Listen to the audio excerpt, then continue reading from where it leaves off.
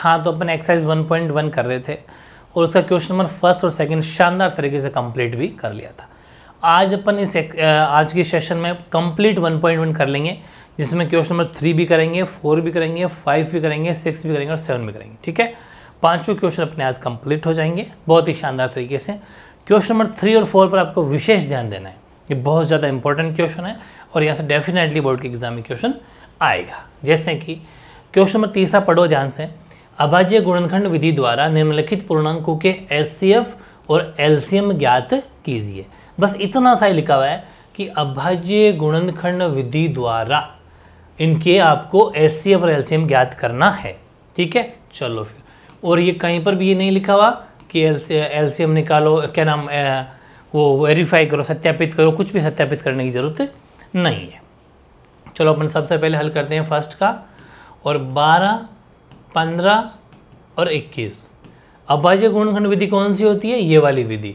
आप चाहो तो सोल्यूशन में ये भी लिख सकते हैं, यहाँ पहले सबसे पहले लिख सकते हो अभाज्य गुणनखंड विधि द्वारा, थोड़ा अच्छा आंसर बन जाएगा। यहाँ लिख देता हूँ मैं हल, फर्स्ट का हल है ना, और आगे लिख देना अभाज्य गुणनखंड विधि द्वारा। ठीक है, अभाज्य गुणनखंड विधि द्वारा ये लिख देंगे अपन, अभाज्य गुणनखंड विधि द्वारा। और फिर अपन ये इसका सोल्यूशन स्टार्ट कर देंगे। तीनों नंबर में से, तीन अलग अलग नंबर है 12, 15, 21, तीनों में से किसी में भी अगर 2 का भाग जाता है तो सबसे पहले अपन 2 का देंगे, और 2 से देंगे तो इसमें 6 बार जाएगा, 15 में जाता नहीं है, 21 में जाता नहीं है। फिर 2 का देंगे तो 2 3 6, फिर 15, फिर 21। फिर अपन देंगे 3 का देंगे तो 1 बार, 3 5 15 और 3 7 21। अब देंगे 5 का 1,1,7 और 7 का देंगे तो 1,1,1। तो यहाँ से जो इसका एलसीएम निकल के आता है वो आपका निकल के आता है 2 × 2 × 3 × 5 × 7। ठीक है, 1 2 3 4 5, 1 2 3 5 नंबर आगे तो ये हो गई 4 4 3 12, 12 5 60 और 60 यानी कि 6 6 7 42 और 1 लगा दो 0। देखो 60 को आप 6 मानो और 6 को 7 से कर दो 6 7 42 और अब वो 60 वाला 0 वापस भर दो, तो ये हो गया आपके 420। ठीक है, 420 एलसीएम हो गया। अब अपन निकालते हैं इसका एचसीएफ में भी अभाज्य गुणनखंड विधि लगानी है, तो अभाज्य गुणनखंड विधि लगाओ चाहे कोई सी लगाओ विधि, तो यही अभाज्य गुणनखंड वाली होती है, लेकिन तीनों नंबर अलग अलग निकलते हैं एचसीएफ में। 2 से किया तो 6 बार, फिर 2 से किया तो 3 बार, 3 से किया तो 1 बार, यहाँ 3 से किया तो 5 बार और 5 से किया तो 1 बार, यहाँ 3 से कर देंगे तो 7 बार, 7 से कर देंगे तो 1 बार। ठीक है, फिर यहाँ से अपन इसको क्या कर देंगे, एचसीएफ लिख लेंगे। तो आपका एचसीएफ क्या हो जाएगा, 2 इसमें है लेकिन 2 इसमें नहीं है, 3 3 3, हाँ बिल्कुल तीनों में 3 3 है, तो 3 हो जाएगा एचसीएफ और कोई सा नंबर नहीं जो तीनों में हो। तो देखो एचसीएफ तो हो जाएगा 3 और एलसीएम हो जाएगा 420। नीचे एक लाइन लिख देना, अतः चाहो तो लिख देना, अतः एलसीएम बराबर 420 और एचसीएफ बराबर आपका 3। इस तरीके से शानदार तरीके से अपना जो है तीसरे का फर्स्ट पार्ट अपना हो जाएगा कंप्लीट। सेकंड है जो पार्ट है सेकंड वाला, वो है आपका 17 23 29 है ना, 17 23 29, हाँ 17 23 और 29 हल करेंगे। इसका हल थ्योरी वही लिखेंगे, अभाज्य गुणनखंड विधि द्वारा। मेरे साथ के साथ आप नोट भी कर सकते हैं, वीडियो को पॉज कर सकते हो, रोक सकते हो, उसके साथ में भी आप इसको उतार सकते हो। ठीक है, अभाज्य गुणनखंड विधि द्वारा लिखाएंगे अपन पहले एलसीएम, तो 17 23 और मेरे हिसाब से आपको बताने की ज़रूरत नहीं होगी क्योंकि तीनों ही नंबर क्या है, प्राइम नंबर, अभाज्य संख्याएं हैं, प्राइम नंबर है। और मैंने आपको फर्स्ट क्लास जब फिनिश हुई थी उसके बाद में लिखवाया था 0 से 50 की अभाज्य गुणनखंड, सॉरी अभाज्य संख्याएं, तो तीनों ही अभाज्य संख्याएं हैं। इसका मतलब ना तो 2 का जाएगा, ना 3 का जाएगा, ना 5 का जाएगा। अभाज्य संख्याओं में सिर्फ और सिर्फ खुद का ही भाग जाता है। 17 में दे दो पहले, फिर 23 29 अपनी जगह उतर जाएंगे, फिर आप 23 का दे दो, 23 का दे दोगे तो फिर 1 और 1 हो गया, फिर 29 अपनी जगह उतर जाएंगे, लास्ट में 29 का भी दे दो, 1,1,1। तो आपके जो एलसीएम निकल के आएंगे वो निकल जाएंगे तीनों का मल्टीप्लाई, 17 गुणा 23 गुणा 29। इसको गुणा कर लो 23 को 17 से, 17 3 51 5 और 34 और 5 39। अब इसको कर लो 29 से, 9 का तो 9, नम नम 81, 8 9 3 27 और 8, 27 और 8 हो जाएंगे 35। फिर 2 एकम 2, 2 नम 18, यहाँ से लग जाएगी 1 2 3 6 और 1 7, तो 9 3 8 5 13, यहाँ से लगी 1 और ये हो जाएंगे 7 3 10 11। ठीक है, यानी कि हो जाएंगे 11339। ठीक है, 11339 हो जाएंगे इसका मल्टीप्लाई। अब अपन बात करते हैं एलसीएम निकलने के बाद में एचसीएफ की। ये लो साहब एचसीएफ पहले 17 के, वैसे तो आप समझ तो गए होंगे क्योंकि इसके अंदर तो कुछ भी कॉमन भी नहीं है, तो इसमें तो 29 में 29 का जाएगा एक बार ख़त्म, 23 में 23 का जाएगा, 17 में 17 का जाएगा, कुछ भी कॉमन नहीं है, तीनों अभाज्य संख्याएँ हैं। और जब भी तीनों अभाज्य संख्याएँ होती हैं तो हमेशा जब कुछ भी कॉमन नहीं हो तो वहाँ पर एचसीएफ को 1 माना जाता है और एलसीएम हो गया 11339। ये आपका एलसीएम है और ये आपके एचसीएफ। चाहो तो लाइन लिख सकते हो, अतः एलसीएम बराबर 11339 और एचसीएफ बराबर 1। ठीक है, मल्टीप्लाई सही से करना है। 17 3 51 आए थे, ये वाला 23 को 17 से जब किया था 17 3 51 5, 17 दूनी 34 और 5 39 है ना 39, 34 और 45 हुए थे। इसको फिर आपने 29 से किया था तो 9 आया था, 9 9 81, 8 आया था, 9 3 27, 27 और 8 35 हुए थे। फिर 2 का 2, 2 9 18, यहाँ से लगी 1 6 1 7, तो सही है। 9 का 9, 3 8 5 13, यहाँ से लगी 1, ठीक है, बिल्कुल सही मल्टीप्लाई आपका आया था। तो ये भी ध्यान रखने वाली चीज़ें हैं, थोड़ी सी मिस्टेक मत करना इसमें। ये था अपना इसका पार्ट सेकंड जिसमें अपने एलसीएम और एचसीएफ निकाल दिया। अब इसका पार्ट 3 है 8 9 और 25। ठीक है, 8 9 और 25 देखते हैं। तीसरा है इसका लास्ट 8 9 और 25। थ्योरी वो लिख सकते हो, अभाज्य गुणनखंड विधि द्वारा। ठीक है, अभाज्य गुणनखंड विधि द्वारा एलसीएम निकालेंगे पहले। तो पहले 8 9 और 25 का एक साथ एलसीएम निकाल लेंगे। तो सबसे पहले 2 का दिया तो 4, 9 में जाता नहीं, 25 में जाता नहीं। फिर 2 से करेंगे तो 2 2 4, 9 का 9 25। फिर 2 से करेंगे तो 2 एकम 2, 9 का 9 और 25 का 25। फिर करेंगे 3 से तो 1 3 3 9 और 25 का 25। फिर करेंगे 3 से तो 1 1 25। अब कर देंगे 5 से 1 1 5 और फिर 5 से कर देंगे तो 1 1 1।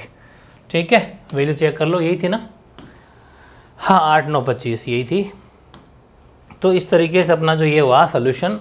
तो एलसीएम कितना हो जाएगा 2 इंटू 2 3 है ना, फिर 3 इंटू 3 इंटू 5 इंटू 5, 4 8 8 3 24 24 3 72 है ना 72 5 करते हैं अगर तो 10 यहाँ से लगी 1 360 को कर देंगे 5 से तो 0 तो पहले ही 3 6 5 30, यहाँ से लगी 3 और 15 और 3 1800 आ गया। ठीक है, तो एलसीएम हो गया आपके 1800। ठीक है, एलसीएम 1800 हो गया। अब अपन बात करते हैं इसी नंबर के एचसीएफ की। ठीक है, तो देखो एचसीएफ अगर अपन निकालेंगे तो एचसीएफ तो आप जानते ही तीनों नंबर के अलग अलग निकलेंगे। पहले 8 का निकलेगा, फिर 9 का निकलेगा, फिर 25 का निकलेगा। चलो फिर पहले 8 का निकाल लेते हैं, फिर 9 का निकाल लेते हैं, फिर 25 का निकाल लेते हैं। 8 के 2 का किया तो 4 बार, फिर 2 से किया तो 2 बार, फिर 2 से करेंगे तो 1 बार। ठीक है, ये अपना इसका एचसीएफ हो गया। 3 3 9 ये तो ख़त्म, एक ही बार में 5 25 ये भी हो गया ख़त्म। तो मतलब एचसीएफ अगर अपन देखने जाएँ तो एचसीएफ होता है जो तीनों में कॉमन हो। ठीक है, तीनों में कोई कॉमन नंबर मुझे तो नज़र आ नहीं रहा, 2 है इसमें, 3 है 5 है, तो 1 माना जाएगा। जब जिसमें किसी में भी कॉमन नहीं हो तो 1 हो जाएगा। लाइन चाहो तो लिख सकते हो। अतः एलसीएम बराबर तो हो गया 1800 और एचसीएफ बराबर हो गया 1। ठीक है, ये था आपका ज़बरदस्त सॉल्यूशन। क्वेश्चन नंबर जो अपना तीसरा था उसके तीनों पार्ट अपने कंप्लीट कर लिए हैं। पहले पार्ट के जो एलसीएम आए थे 420 आए थे, दूसरे के इसी में एचसीएफ आए थे 3। दूसरे पार्ट के जो अपने एलसीएम आए थे वो 11339 आए थे और एचसीएफ आया था 1। तीसरे पार्ट के अपने एलसीएम 1800 आए थे और एचसीएफ आया था 1। ठीक है, ये था क्वेश्चन नंबर 3। और अब बहुत ही ज़बरदस्त क्वेश्चन है, वेरी इंपॉर्टेंट क्वेश्चन है ये, वेरी इंपॉर्टेंट लगा देना इसको, वेरी इंपॉर्टेंट है। ठीक है, इसके अंदर आपको क्वेश्चन में एक फॉर्मूला लगाना है और ज़बरदस्त क्वेश्चन भी है। ये कह रहा है कि एचसीएफ किसका 306 का और 657 का 9 है। इस 306 और 657 का एचसीएफ 9 दे रखा है, ठीक है, और इसी नंबर का 306 और 657 का ही एलसीएम आपको ज्ञात करना है। ज़बरदस्त क्वेश्चन है, ध्यान से समझो। इसमें एक नई चीज़ आई आपके सामने, मैं समझा देता हूँ आपको कि इसके अंदर क्या होगा कि आपको ऐसे क्वेश्चन के अंदर दो तो नंबर दे रखे होंगे, ए और बी, पहली संख्या और दूसरी संख्या दे रखी होगी, और एक होता है एलसीएम और एक होता है एचसीएफ। बस ये एक फॉर्मूला लगेगा, ध्यान से समझना। पहली संख्या इंटू दूसरी संख्या बराबर एलसीएम इंटू एचसीएफ, ये फॉर्मूला लगेगा। 1 2 3 4 कुल मिला के 4 वैल्यू है, 4 में से कोई 3 आपको देगा। जैसे कि पहली संख्या दे दी, दूसरी संख्या दे दी और उसका एचसीएफ भी दे दिया, इन दोनों संख्याओं का एचसीएफ भी दे दिया। इसका मतलब एचसीएफ 9 है, पहली संख्या 306 है, दूसरी संख्या 657 है। 4 में से 3 चीज़ दे दी, चौथी चीज़ निकालनी है। तो चौथी चीज़ कैसे निकलेगी, इसी फॉर्मूले के बारी बारी फॉर्मूले आपको बनाने हैं। कैसे कि जैसे पहली संख्या भी है हमारे पास, दूसरी संख्या भी है हमारे पास, और हमारे पास में अभी एचसीएफ भी है लेकिन एलसीएम नहीं है, तो एचसीएफ आ जाएगा बटे में। ये लो साहब, सेपरेट कर दो एलसीएम को। इस फॉर्मूले से बताओ एलसीएम निकल जाएगा ना। ये फॉर्मूला आया कहाँ से, इसी से आया। आपको सिर्फ एक फॉर्मूला याद करना है और इसी फॉर्मूले से वैल्यू घुमाते जाएंगे। तो एलसीएम जब निकालना होगा तो ऐसा कर लेंगे, एचसीएफ को बटे में भेज देंगे, जैसा कि अभी अपन क्वेश्चन नंबर 4 में भेजेंगे। वैसे ही दूसरा है पहली संख्या इंटू दूसरी संख्या, एलसीएम नीचे रख लो। अगर वो आपसे एचसीएफ पूछता और एलसीएम दिया हुआ होता तो अपन ये फॉर्मूला अप्लाई करते, ठीक है, मतलब जो एलसीएम था उसको बटे में भेज देते, ठीक है ना। फिर ऐसे ही तीसरा क्वेश्चन अपन अगर करते कि क्या बता ये दोनों दे देवे और ये भी दे दे लेकिन ए पूछे, तो ए अपनी जगह रह जाएगा, एलसीएम इंटू एचसीएफ अपनी जगह रह जाएगा, और ये जो बी है वो बी मल्टीप्लाई में चला जाएगा, ठीक है। ऐसे ही आपसे पूछे क्या बता ये नहीं दे, ये दे दे और बाकी तीनों दे दे, बी पूछे तो एलसीएम इंटू एचसीएफ अपनी जगह रह जाएगा, लेकिन जो ए था वो नीचे चला जाएगा। तो इस तरीके से एक ही फॉर्मूले से 4 बारी फॉर्मूला अपने अप्लाई किया है। चारों डिफरेंट फॉर्मूला है, ये भी आपको याद करना है, कहीं साइड में इसको नोट कर लो। अब अपन चलते हैं अपने वापस क्वेश्चन में कि इसमें कौन सा फॉर्मूला यहाँ पर लगाना है। तो सोल्यूशन में हल अपन जो करते हैं इसका हल लिखेंगे, और हल में लिखेंगे अपन सबसे पहले पहली संख्या। तो पहली संख्या को अपन दिखाते हैं ए से, ठीक है, वो कितनी है 306। फिर अपन लिखते हैं दूसरी संख्या, ठीक है, दूसरी संख्या को अपन डिनोट करते हैं बी से, और बी कितनी है 657। फिर हमने हमारे पास में एचसीएफ भी है, उसने दे रखा है एचसीएफ, वो है 9, एलसीएम का पता नहीं क्वेश्चन मार्क। फिर आप लिख सकते हो हम जानते हैं कि वी नो दैट, क्या जानते हैं कि जो फर्स्ट नंबर होता है इंटू सेकेंड नंबर बराबर एलसीएम इंटू एचसीएफ होता है। अब अपने को क्या चाहिए, तो first number into second number अपनी जगह रह जाएगा, और एलसीएम अपनी एचसीएफ भी नीचे आ जाएगा। एचसीएफ हमारे पास में है और एलसीएम को लिख देंगे साइड में क्योंकि एलसीएम में निकालना है, ठीक है। पहली संख्या की जगह पहली संख्या लिख दो 306 गुणा दूसरी संख्या की जगह दूसरी संख्या लिख दो 657 बटे में एलसीएम एचसीएफ लिख दो जो कि 9 है, और बराबर एलसीएम रहने दो। 9 की टेबल से काट दो, 9 3 27 और बच गए 3, बन गए 36, 9 चौक 36। 657 को मल्टीप्लाई कर लो 34 से, 4 7 28 हासिल लगी 2, 4 5 20 और 2 22 हासिल लगी 2, 24 और 2 26, 3 7 21 हासिल लगी 2, 3 बचे 15, 15 और 2 17 हासिल लगी 1, 3 6 18 और 1 19। तो क्या आंसर आ गया 8 3 6 7 6 12 13 हासिल लगी 1, ये हो जाएंगे 10 और 2 12 हासिल लग जाएगी 1। ये आ गया आपका एलसीएम, मतलब 22,338 जो हैं आपका एलसीएम आ गया आंसर।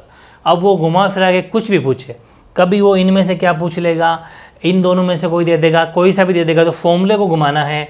ये जो मैंने घुमाना भी आपको सिखाया था इसी हिसाब से घुमाना। दुनिया का कोई सा भी क्वेश्चन जो आएगा वो आपसे मतलब छूट के नहीं जा सकता।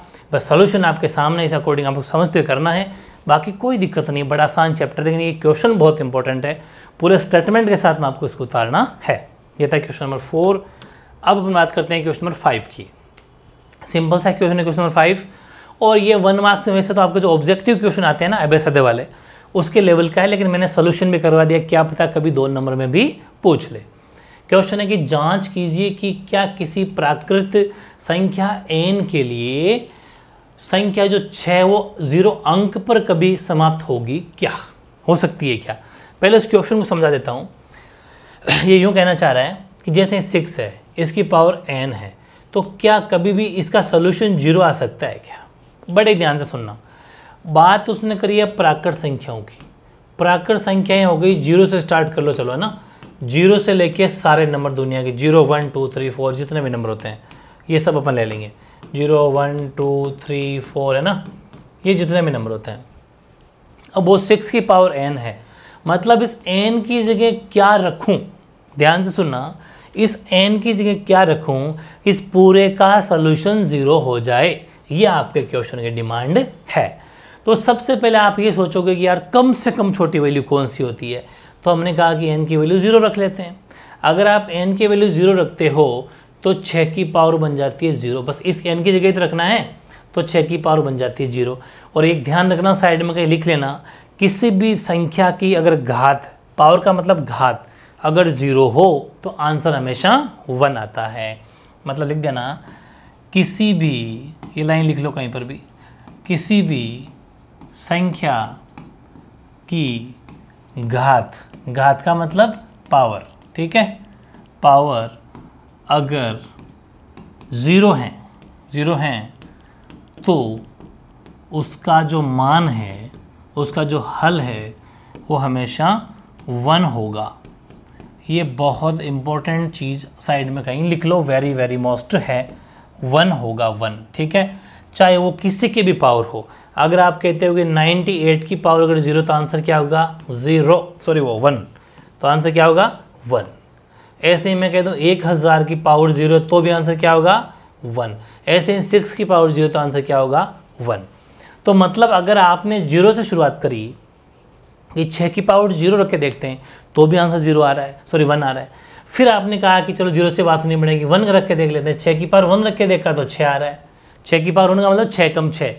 फिर हमने 2 रख के देखा 6 की पावर 2, तो इसका मतलब 36 आ रहा है। कैसे, 2 का मतलब 6 गुणा 6, इस 2 का मतलब क्या होता है 6 को 2 बार लिखना है, पावर ही तो है, घात है, ये घात बढ़ गई तो मतलब 36। इसका मतलब दुनिया में ऐसा कोई नंबर नहीं है जिसकी पावर n लिखने पर 0 आ जाए, नो, नॉट पॉसिबल, ये कभी भी पॉसिबल नहीं है। ये 1 मार्क्स में क्वेश्चन ऐसे आते हैं बहुत ज़्यादा, कल को आपको नौकरी एग्जाम दोगे ना तब भी ये वाला क्वेश्चन आता है। जैसे कह दिया कि 7 की पावर n है, तो क्या ये 0 पॉसिबल है क्या, या फिर n की वैल्यू क्या रखेंगे 0 आ जाए, तो आपका आंसर असंभव, नॉट पॉसिबल, ठीक है, पॉसिबल बिल्कुल भी नहीं है। और उसका मैंने कारण बता दिया कि 0 रख के देख लिया तो 1 आता है, 1 रख के देखोगे तो जो संख्या वही आएगी, 2 रखोगे तो डबल मल्टीप्लाई हो जाएगा।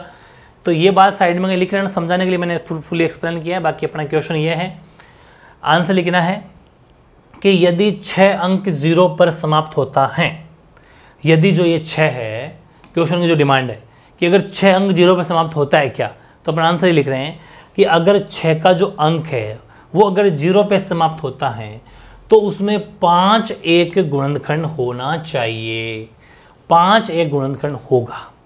मतलब जब 6 के टुकड़े करेंगे उसमें 5 निकल के आना चाहिए। लेकिन 6 की जो पावर n है उसके जब हमने टुकड़े किए तो 2 × 3 भाई 6 के टुकड़े क्या होते हैं 2 × 3, यानी कि 2 की पावर n, ये जो n है वो 2 के ऊपर भी है और ये 3 के ऊपर भी है, दोनों के ऊपर ही तो है, सब खोलेंगे तो 2 की पावर n और 3 की पावर n है, जो कि दर्शाता है कि 6 की पावर n के 2 व 3 ही केवल अभाज्य गुणनखंड है। और ध्यान रखना, जिसके अभाज्य गुणनखंड होते हैं, अभाज्य गुणनखंड हमेशा अपने आप में यूनिक होते हैं, अद्वितीय होते हैं, मतलब उसके अलावा उनके आप टुकड़े नहीं कर सकते। मतलब 2 व 3 से आप कभी भी 5 नहीं निकाल सकते, 2 का 2 ही रहेगा, 3 के 3 रहेंगे, वो अभाज्य गुणनखंड है। मतलब लास्ट टुकड़े हैं, उसके बाद में टुकड़े नहीं किए जा सकते। साथ ही हमें एक अंकगणितीय, जो अंकगणित आधारभूत प्रमेय है, हालांकि अपन पढ़ेंगे इसको भी, अंकगणितीय आधारभूत प्रमेय ये कहता है कि दुनिया में जितने भी अभाज्य संख्याएं जो बनी है वो अपने आप में यूनिक या अद्वितीय होती है। तो अनुसार अंकगणित की आधारभूत प्रमेय के अनुसार जो अभाज्य गुणनखंड होते हैं वो अपने आप में अद्वितीय है, मतलब वो अपने आप में यूनिक है। अतः 5 जो है वो 6 की पावर n का गुणनखंड नहीं है। अतः 6 की पावर जो n है, कोमा लगा देना, वो 0 पर समाप्त नहीं हो सकती। ठीक है, नहीं हो सकती है। वेरी वेरी इंपॉर्टेंट क्वेश्चन है। अब मेरी बात ध्यान से सुनो, एक ही फंडा है, समझ में आ गया कि 0 पे ख़त्म नहीं होगी, सॉल्यूशन हम जान गए। क्या एक थ्योरी याद करनी है? बिल्कुल याद करनी है। इस थ्योरी को आप याद कर लो, मैं तो कहता हूँ समझते हुए रट लो, समझते हुए रट लो, ताकि एक ऑथेंटिक सोर्स मिल जाएगा, शानदार लिखने का तरीका मिल जाएगा। 2 नंबर का क्वेश्चन है तो एज इट इज उतार लेना। अब एग्जाम में क्वेश्चन घुमा के क्या करेगा, इस 6 की जगह कभी 5 दे देगा, कभी 4 दे देगा, कभी 3 दे देगा, कभी 8 दे देगा, 9 दे देगा। तो बस यहाँ पर संख्या चेंज करते जाना, बाकी थ्योरी तो ये जो लिखी है अपन ने ये तो एज इट इज फिक्स है। समझ में आ गई? अगर वहाँ यहाँ पर वो 5 देता है तो 5 के टुकड़े तो 1 × 2 1 × 5 ही होंगे। 4 देता है तो 2 × 2 होंगे, तो 2 की पावर n 2 की पावर n, जो कि दर्शाता है कि 4 की पावर n 2 या 3 के अलावा कोई अभाज्य गुणनखंड नहीं। ऐसा लिख देना, थ्योरी वो कि वो बस संख्या ही चेंज करनी है और कुछ भी चेंज नहीं करना। ये था अपना क्वेश्चन नंबर 5। आई थिंक आपको समझ में आ गया होगा, ये इसका एक्सप्लेनेशन है। अब हम बात करते हैं क्वेश्चन नंबर 6 की। काफ़ी ईजी है, 6 भी 1 मार्क्स के लेवल का क्वेश्चन है, ज़्यादा बड़ा क्वेश्चन इसमें भी नहीं है। ये कह रहा है कि व्याख्या कीजिए कि 7 × 11 × 13 + 13 और दूसरा 7 × 6 × 5 × 4 × 3 × 2 × 1 + 5 भाज्य संख्याएं है तो क्यों है। देखो एक बात बता दूं, जैसे ये मैं कह दूं कि 30 है, ये 30 लिखूं, चाहे 6 × 5 लिखूं, चाहे 3 × 2 × 5 लिखूं, ये पूरा का पूरा एक ही नंबर है 30। ठीक है, लेकिन बीच में प्लस लग जाने का मतलब है कि ये तो पूरी संख्या एक है यहाँ तक, लेकिन ये संख्या अलग है, इससे अलग है। तभी हम प्लस माइनस देख के ही दोनों में कॉमन देखते हैं। तो यहाँ पर 2 संख्या, एक तो ये संख्या है, एक ये संख्या है। ऐसे ही इधर एक तो ये संख्या है, एक ये संख्या है। ठीक है, तो हमने लिखा कि 7 × 11 × 13 + 13, ये प्लस है, +13। इन दोनों हम देखा है दोनों संख्या में कॉमन क्या है। तो देखो प्लस से पहले की पूरी एक संख्या है, इसके इधर एक संख्या है। वो भले ही मल्टीप्लाई में लिखा गया, लेकिन ध्यान नहीं समझना, ये वाली बात है। वो बस एक ही बात है, इकट्ठा भी तो कर सकता है तो पूरी एक बन जाएगी। इसमें भी 13 था, इसमें भी 13 था, तो हमने दोनों में से 13 को ले लिया कॉमन। पीछे क्या बचा? कॉमन लेने का मतलब होता है बारी बारी उससे डिवाइड करना। तो 13 से 13 कट गया, पीछे बचा 7 और 11। बस इधर प्लस का प्लस और 13 कम 13 एक बार। ठीक है, यहाँ 1 लिख दिया, लेकिन गुणा में 1 लिखने की जरूरत नहीं। किसी संख्या में × 1 लिखोगे तो उससे क्या फ़ायदा, कोई फर्क तो पड़ेगा नहीं। भाई मैं कह दूँ 100 × 1 तो 100 ही आना है, मैं कह दूँ 50 × 1 तो 50 ही आना है। तो मैंने × 1 लिखा नहीं, क्योंकि जो बाहर लिया था कॉमन उसका 13 में एक बार तो भाग जाता है। वो मल्टीप्लाई में 1 लिखने की जरूरत नहीं, लेकिन प्लस में 1 लिखने की जरूरत है, क्योंकि 11 7 77 और 1 78 होता है। अगर ये 1 नहीं लिखते तो 77 लिखते फिर, जो कि गलत आंसर हो जाता। इसलिए 77 और 1 78 होता है। अब आप समझना 13 तो है ही है, लेकिन 78 में भी 13 छुपा हुआ है। 13.65 13 6 78, 13 का भाग 78 में भी जाता है। चूँकि इस प्राप्त संख्या में जो प्राप्त हुई ना, इस प्राप्त संख्या का एक गुणनखंड 13 है, अतः ये संख्या भाज्य संख्या। इसमें एक गुणनखंड 13 है, इसमें भी 13 ऐसा मान लो, तो दोनों में 13 13 है। इसका मतलब ये हुआ कि ये भाज्य संख्या है, मतलब 13 का भाग इसमें जाता है। इसका कारण तो मैंने बता दिया भाज्य क्यों है, क्योंकि इसमें एक गुणनखंड कॉमन जो गुणनखंड है वो 13 है। वैसे इधर आइए अपन 7 6 5 4 3 2 1, ये पूरी एक संख्या है, इधर 5 है, दोनों में 5 5 कॉमन है, तो 5 ले लिया बाहर। 7 6 5 कट हो गया, ये 5 नहीं लिखेंगे भाई, गलती होगी मेरे से, ये 5 नहीं लिखा जाएगा क्योंकि 5 तो हट गया। ठीक है, 5 तो कॉमन था ना, तो यहाँ पर सिर्फ 6 लिखेंगे। ठीक है, यहाँ पर सिर्फ 6 ही लिखेंगे। 7 × 6 × 5 तो बाहर चला गया, 4 × 3 × 2 और × 1 और +1, क्योंकि 5 6 5। ध्यान, जैसे 13 कम 13 हुआ था वैसे ही 5 6 5 हो गया। फिर अपन ने इसको मल्टीप्लाई नहीं किया, क्योंकि बिना मल्टीप्लाई के काम बैठ जाएगा। 5 यहाँ पर भी है। इस पूरी संख्या को अपन अगर देखें, ये और ये, इसको मल्टीप्लाई करके देखो आप, तो ये हो जाएगा आपके 2 3 6 6 चौक 24, 24 6 के कितने हो जाएंगे, 24 को 6 से कर लो तो 6 चौक 24, हाथ से लगी 2, ठीक है, 12 और 2 14। इसको कर लेंगे अपन 7 से, 7 चौक 28, हाथ से लगी 2, 28 और 2 क्या बोलते हैं, 7 चौक 28, हाथ से लगी 2, 28 और 30, हाथ से लगी 3 और 7 3 10, 1008। कोई मल्टीप्लाई में चौक नहीं होनी चाहिए। तो देखो 2 एकम 2, 2 3 6, 6 चौक 24, 24 को 6 से किया तो 6 चौक 24, यहाँ से लगे 2 12 14, ठीक है। उसको कर लेंगे 7 से, ठीक है। ना भी करेंगे तो भी चल जाएगा।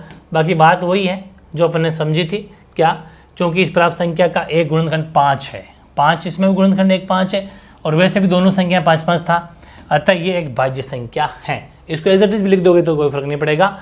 मतलब कि दोनों में जैसे यहाँ पर भी 13 था, यहाँ पर भी 13 है, वैसे इसमें भी 5 है, इसमें भी 5 है। दोनों संख्याओं में एक एक चीज़ कॉमन है, ठीक है। इसलिए हम कह देंगे कि दोनों एक एक संख्या आपस में क्या है, भाज्य संख्याएं है, भाग जाता है, ठीक है। और अब है अपना लास्ट 7वां क्वेश्चन। किसी खेल के मैदान के चारों ओर एक वृत्ताकार पथ है, ठीक है। कैसा पथ है, वृत्ताकार पथ है। जैसे कि ये खेल का मैदान है और ये इसका वृत्ताकार पथ हो गया, वृत्ताकार पथ है। और इस मैदान का एक चक्कर लगाने में सोनिया को 18 मिनट लगते हैं। इसका राउंड काट रही है सोनिया, ठीक है। ये देखो सोनिया, एक तो सोनिया है, 18 मिनट सोनिया को लगते हैं राउंड काटने में। जबकि इसी मैदान का एक चक्कर लगाने में रवि, अच्छा दूसरा नाम है रवि, उसको 12 मिनट लगते हैं। मान लीजिए वे दोनों एक ही स्थान से, इसका मतलब रवि भी यहीं से दौड़ रहा है, उसको लग रहे हैं 12 मिनट, ठीक है। एक ही स्थान से एक ही समय पर चलना प्रारंभ, अच्छा ये एक ही समय दोनों स्टार्ट होते हैं, एक ही दिशा में एक ही डायरेक्शन में दौड़ते हैं। ऐसा मान लो इधर दौड़ते हैं तो दोनों एक ही डायरेक्शन में दौड़ेंगे, ऐसा मान लेते हैं अपन। और कितने समय बाद वे पुनः प्रारंभिक स्थान पर मिलेंगे, मतलब यहाँ इस जगह, दोनों इस जगह कब वापस मिलेंगे। यहाँ से दोनों ने दौड़ना शुरू किया, सोनिया और रवि यहाँ से दौड़ना शुरू कर देते हैं। सोनिया को 18 मिनट लगे, रवि को 12 मिनट लगते हैं। दौड़ना शुरू हुए, लेकिन सोनिया को 18 मिनट लगेंगे, रवि को 12 लगेंगे, टाइम का बड़ा फर्क है। तो जब ऐसा क्वेश्चन आए ना कि जब बार बार चक्कर काट रहे हैं, भाई सोनिया चक्कर काटेगी, हो सकता है सोनिया यहाँ पहुँचे इतने में रवि पूरा कर जाए, फिर वापस रवि दौड़ेगा, फिर यहीं कहीं पहुँचेगा सोनिया इतने में रवि पूरा कर जाएगा, उसको 12 मिनट लगते हैं। ऐसे चक्कर काटते रहेंगे। तो जब ऐसा नंबर ऑफ संख्या बढ़ती रहे, हमेशा ऐसे क्वेश्चन में फिर आपको एलसीएम निकालना है। क्या निकालना है, हल करेंगे अपन। ऐसे में अपन को एलसीएम की जरूरत पड़ती है। एलसीएम निकालना है किसका, 18 और 12 का, 18 और 12। जबकि हमें ज़्यादा से ज़्यादा नंबर लेना है, क्योंकि चक्कर ज़्यादा है, उन सब की वैल्यू जब लेनी हो तब, और छोटी वैल्यू स्मॉल वैल्यू कम से कम लेना हो तब एचसीएफ, वरना एलसीएम निकलेगा। ऐसे सब क्वेश्चन में एलसीएम निकलेगा 9 बार और 6 बार, फिर 2 से करोगे तो 9 बार और 3 बार, फिर 3 से करो 3 3 और 1 बार, फिर 3 से किया तो 1 1, ठीक है। तो 2 दूनी 4, 4 3 12 भारतीय 36, तो एलसीएम निकल के आ गया 36। इसका मतलब ये हुआ कि जो 36 मिनट बाद में, अतः सोनिया और रवि 36 मिनट बाद पुनः आरंभिक, कौन सा, हाँ प्रारंभिक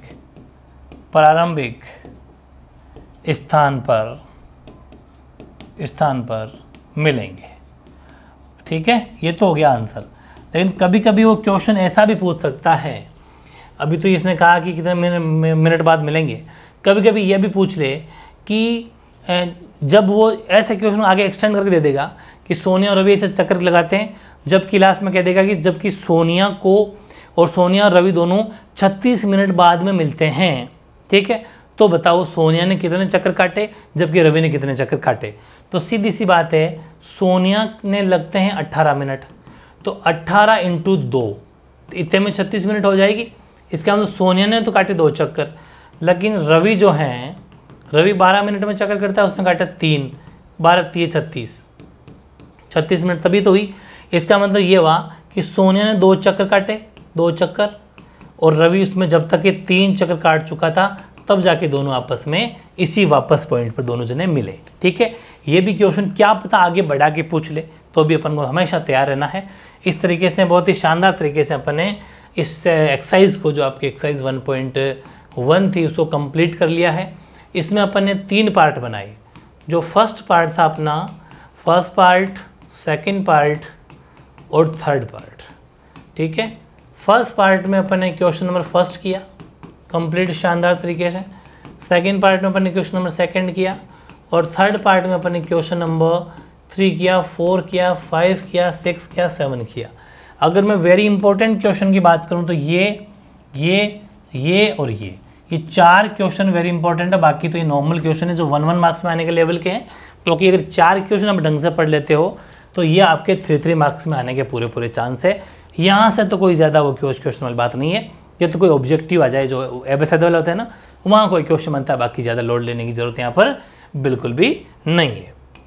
अब छोटी मोटी बातें अपन ने पहले पढ़ ली थी, जैसे अगर एग्जाम में क्वेश्चन आ जाए कि सम संख्या कौन सी होती है, साइड में कहीं लिख लो, इसको भी याद, होमवर्क आज का ये सम संख्या आपकी होती है 2, 4, 6, 8, 10, 12, 14, मतलब जिसमें 2 का भाग जाता हो, 18, 20 एक्सेट्रा, ठीक है, यानी कि जिसमें 2 से डिवाइड हो जो, जिसमें 2 का भाग जाता हो, 2 का भाग जाता हो, वो आपकी सम संख्या होती है।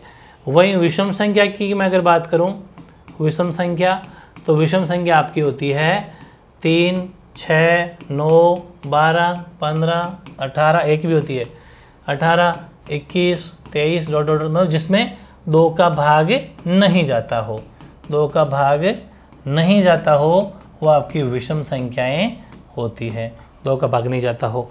बाकी मैंने अभाज्य संख्या तो आपको लिखवाई दी, 1 से लेकर 100 तक की मैंने आपको अभाज्य संख्याएं लिखवा रखी है। उन अभाज्य संख्याओं को भी आपको रिवीजन करते रहना है, 100% वेरी मोस्ट है। ऐसे ही कुछ और ज़्यादा जैसे ज़रूरत पड़ेगी संख्याओं की, मैं आपको हर क्लास के बाद में लिखवाता रहूँगा। बहुत अच्छी परफेक्ट नोट्स बनने वाले हैं आपके, बहुत ही शानदार तरीके से अपन इसकी स्टडी करेंगे। और जैसे ही अपनी जो ये एक्सरसाइज जैसे 1.2 और बच के ना ये पूरी हो जाए, फिर अपन करेंगे इसके टोटल एग्जाम्पल में मेरे हिसाब से कराऊंगा, ऐसे नहीं कि बुक वाले तरीके को थोड़ा एक्सटेंड करेंगे। खूब सारे एग्जाम्पल ऐसे हैं जो सिर्फ बहुत ज़्यादा शॉर्ट में करेंगे एग्जाम्पल बुक में, लेकिन मैं उनको फुली एक्सप्लेन कराऊंगा आपको।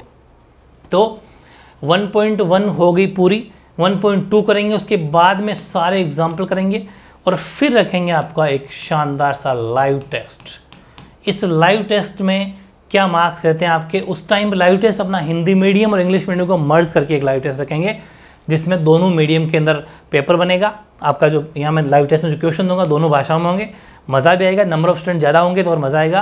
क्या रिस्पॉन्स रहता है, कौन सी आपकी रैंक आती है, आप खुद देख सकते हो, लास्ट में लिखोगे कमेंट करके कि हमारे 50 में से कितने नंबर आए या फिर 60 में से कितना आए, 40 में से कितना है, जो भी अपन लेंगे उस हिसाब से अपन मार्किंग भी होगी आपकी, और एक अच्छी तैयारी अपन करने वाले हैं, ठीक है। और कोई भी डाउट अगर रह जाता हो, किसी भी क्वेश्चन को समझने में, कोई फॉर्मूले को समझने में कोई डाउट अगर रह गया हो तो आप ज़रूर कमेंट करना, उसका सलूशन आपको ज़रूर मिलेगा, ठीक है। इसके साथ ही अपने 1.1 कंप्लीट, बाकी मिलते हैं अपन नेक्स्ट सेशन में, ठीक है।